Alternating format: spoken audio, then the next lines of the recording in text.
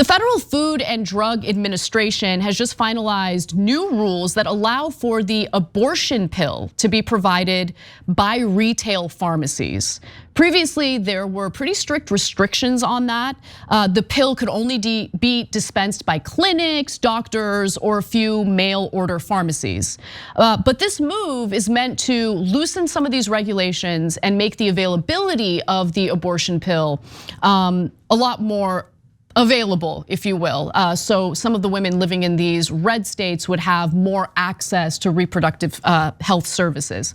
Now, the regulatory change impacts the first of the two pills that a woman would need in order to carry out a medical abortion, medicine abortion, right? It's Mifepristone, which again is the first pill of this 2-drug medication abortion process.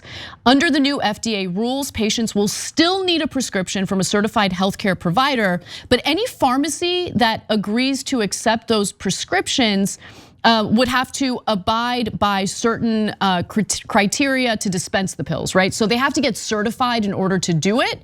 That would lead to some additional costs, but that's not necessarily something that would dissuade a pharmacy or retail pharmacy from pursuing this. And the change also comes as abortion pills are used in more than half of pregnancy terminations here in the United States. Mifepristone blocks the hormone that's necessary for pregnancy development, and it was authorized by the FDA back in the year 2000. It needs to be taken within the first 10 weeks of pregnancy, although many clinics and telemedicine providers have begun offering it up to 12 or even 13 weeks into pregnancy, a step that they can actually legally take because there is scientific evidence that the pills are safe and effective in that time frame. Now, this is not the first time the Biden administration weighed in on the abortion pill matter. Okay, so this is really important.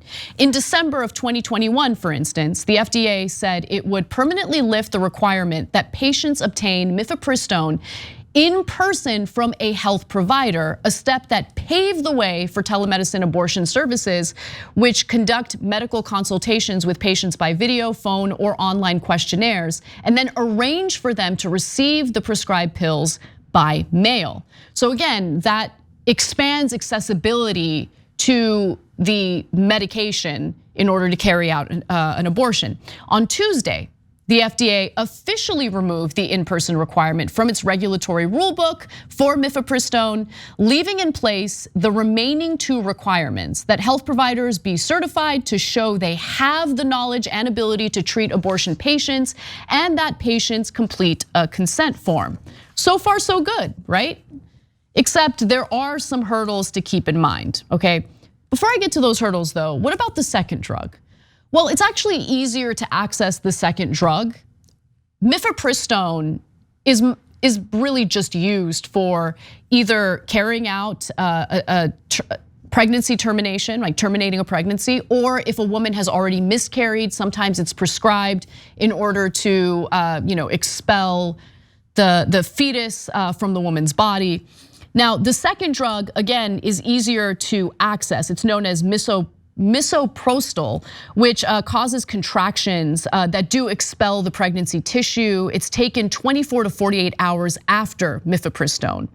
But are these pharmacies willing to do it, right? You have to keep in mind, you have the federal government, which of course does supersede state laws, but nonetheless, there are pharmacies that are still worried about the prosecutorial powers of the state prosecutors.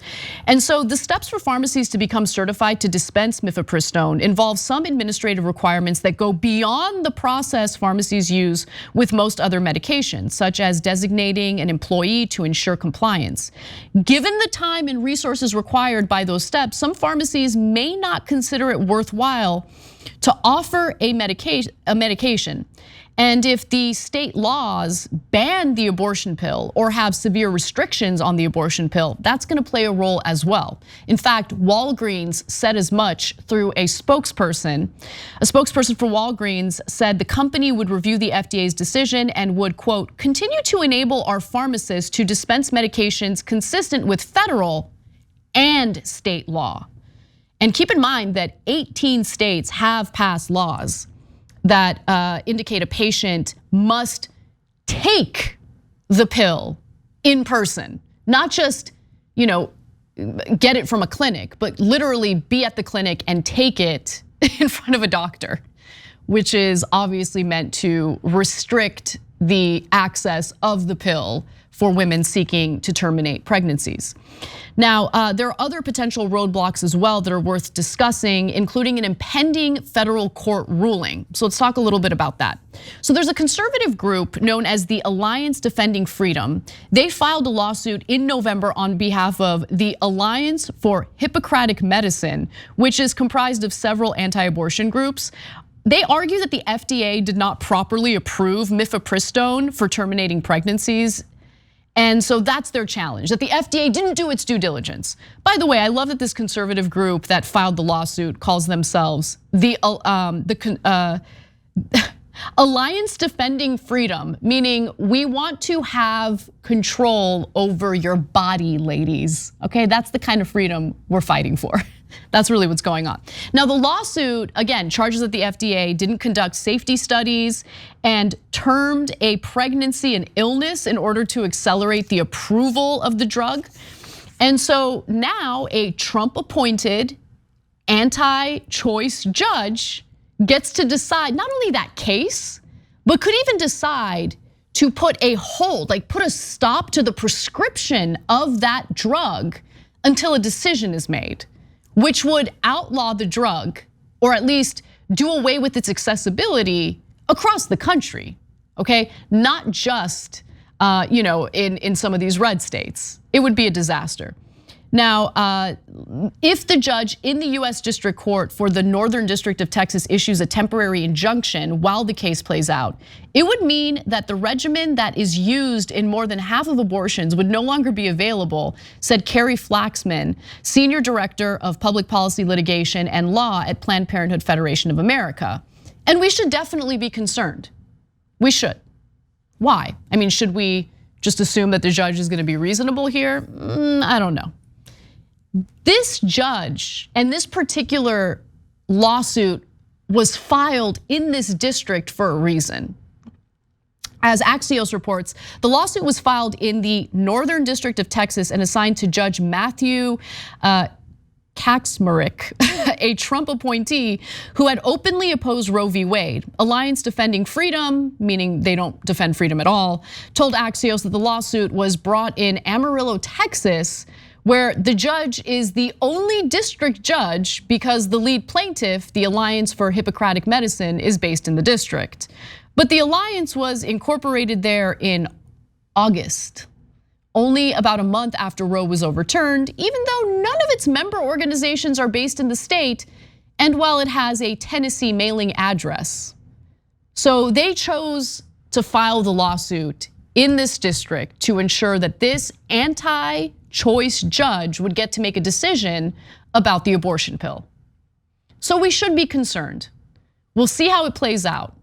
But this could have repercussions for women across the country.